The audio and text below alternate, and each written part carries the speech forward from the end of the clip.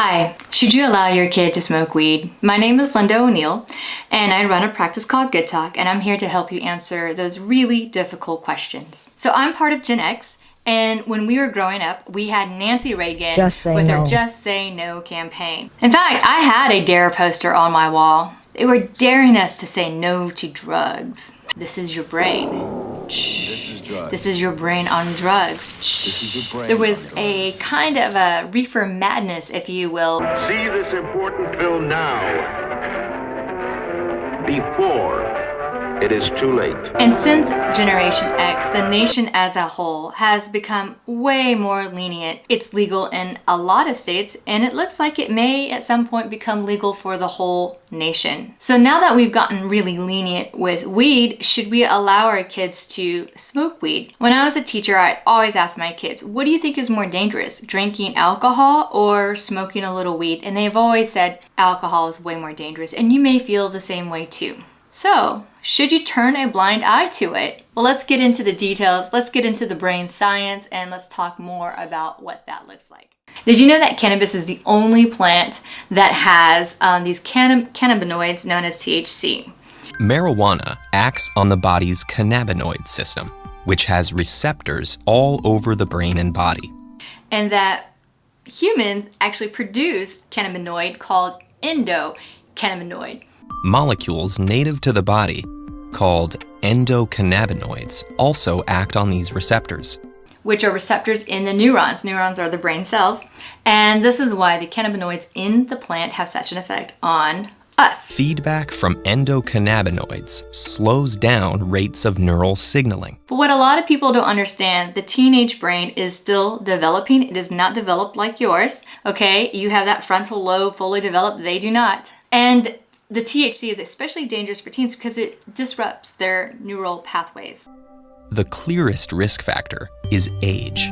In people younger than 25, cannabinoid receptors are more concentrated in the white matter than in people over 25. What is a neurological pathway? Well, these are your synapses, right? And so you might see a video of a brain and it's like firing off. And so how fast are your synapses going? You don't want it to go too fast and you don't want it to go too slow. Frequent marijuana use can disrupt the development of white matter tracts and also affect the brain's ability to grow new connections. So what THC does is kind of disrupts this natural process. Basically, the prefrontal cortex is the adult in the room saying, is that a good idea? This part of the brain is not fully developed in the teenage brain, and you're probably already aware of that based on some of the things that they already do. This part of the brain affects impulsive decisions and affects the emotions. So if your teen is emotionally explosive, a lot of it has to do with the prefrontal cortex not being fully developed. The white matter is involved in communication, learning, memory, and emotions. And because you're an adult and your prefrontal cortex is fully developed, this is the reason why you're less fun as an adult. Just kidding. You know, you're safer too, so that's good. And, it's probably why you're still alive, to be honest. So your prefrontal cortex is right up here, right above the eyes and behind, right here. Okay, and in order for it to work efficiently, it has to thin out over time. What marijuana does for your teens is that it will thin it out way too fast. And you might think, well, that's a good thing because it has to be thinned out anyway for them to think efficiently. But what ends up happening is that if their brain is thinned out too quick, it will affect their long-term memory. Another interesting topic to bring up with your kid is if you have a history of schizophrenia in your family. Marijuana can also cause hallucinations or paranoid delusions. Known as marijuana-induced psychosis, these symptoms usually subside when a person stops using marijuana. But in rare cases, psychosis doesn't subside, instead unmasking a persistent psychotic disorder. A family history of psychotic disorders, like schizophrenia, is the clearest, though not the only, risk factor for this effect.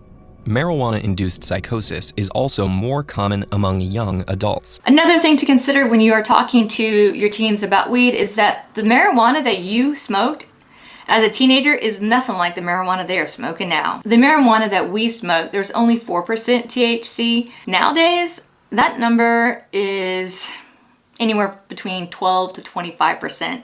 It's not the same stuff. If your kid is smoking weed, they're probably doing the other things too. When I was growing up, I was told if you say yes to one thing, it's a lot easier to say yes to a whole lot of other things. Another thing that you should be aware of is this fact that it's much easier for your teen, because of brain development, for them to get an addiction than it is for somebody who is in their 30s. And it's a lot harder for them to become clean. And if they do fall into addiction, and if they get clean, the likelihood of them falling back into that addiction as an adult also increases, and it's because their brain was developing during their teens when they were experimenting. There are no variables with that study. The earlier the exposure, the more desire they have for the drug. So, why is that? Well, younger brains have more plasticity, which means that the brain can change and develop based on habits, based on thoughts, and as a result, a drug like cannabis is more likely to alter the synaptic connections in younger brains, leading to stronger memories of pleasure and reward. During this time, essentially the brain is a reward system. But if your teen is lightly experimenting, that's different. There are no hardcore facts that if your teen goes out and smokes weed for the first time, that they're going to become schizophrenic or that they're going to become addicts or anything like that. That is not what I'm saying. What I'm saying is that when your kid gets high, it hits that reward system. They want to do it over and over again. And if they get addicted, then that's when you're going to fall into problems later on. But it also affects another part of the brain, the amygdala. And what is the amygdala?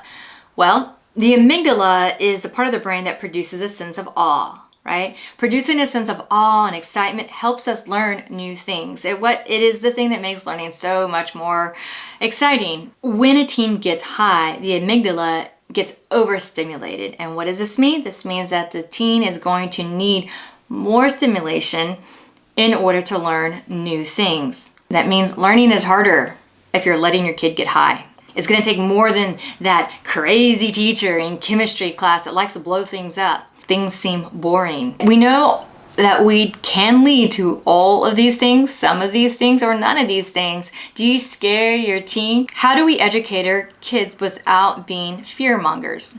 Well, you just be honest, but also stop minimizing the dangers of pot. Be careful with the stories that you're telling because, we want to remember all of those crazy times too. We weren't always these boring people with jobs. We were exciting as well. And sometimes we glorify the good old days and we glorify how drunk we got or how high we got and what kind of stupidity we got into and who we knew and who we didn't know.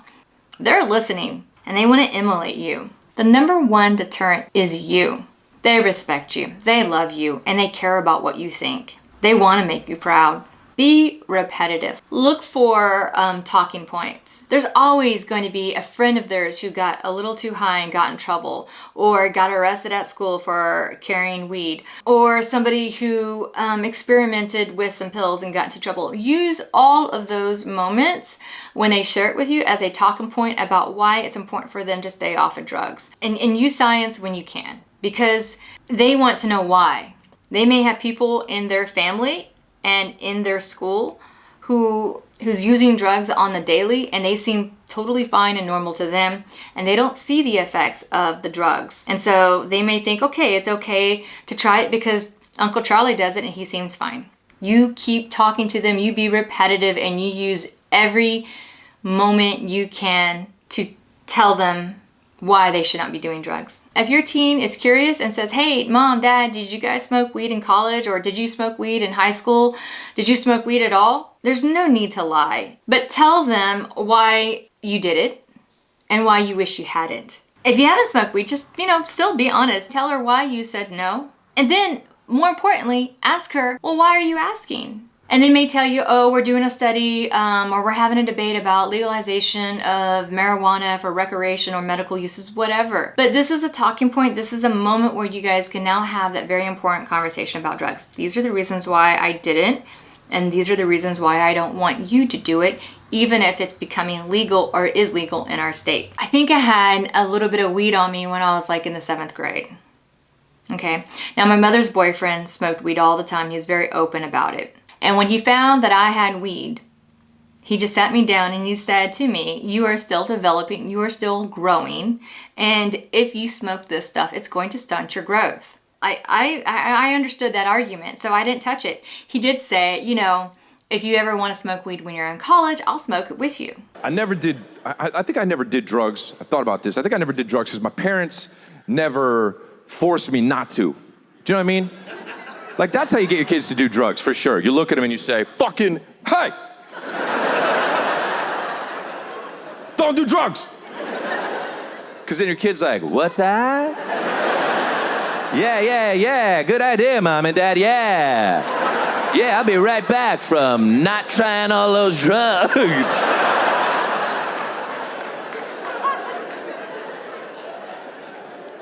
My parents did it differently. This is how they would do it. They'd look at me and they'd be like, look, we don't want you to do drugs. Drugs are out there, but obviously we can't stop you because you're your own person. So all we ask is, if you do try them, be safe about it.